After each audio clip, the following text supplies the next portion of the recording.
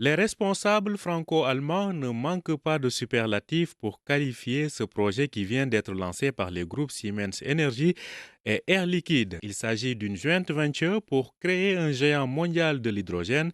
C'est en effet la plus grande gigafactory du monde en la matière. L'investissement total porte sur 30 millions d'euros. Il est financé à hauteur de 75% par Siemens Energy et 25% par son partenaire français Air Liquide.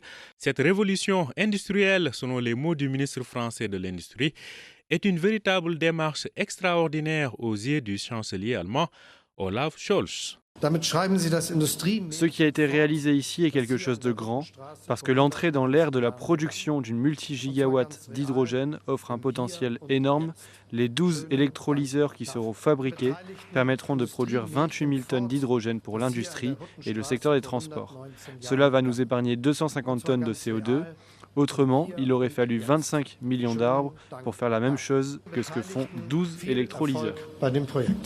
L'hydrogène est actuellement à la mode, mais on estime que sur le millier de projets de production d'hydrogène vert par électrolyse annoncés dans le monde, moins de 10% sont confirmés sur le plan financier. Ce projet qui vient d'être inauguré en Allemagne a bénéficié d'un important soutien public pour le chancelier allemand Olaf Scholz.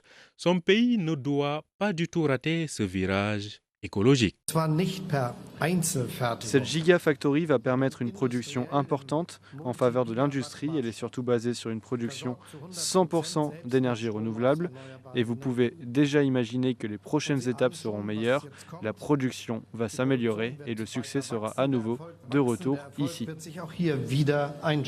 Avec cette gigafactory, les Européens essaient de prendre de l'avance et certains parlent même d'un Airbus européen de l'hydrogène, de quoi calmer les tensions dans les relations franco-allemandes qui ne traversent pas actuellement leur meilleur moment.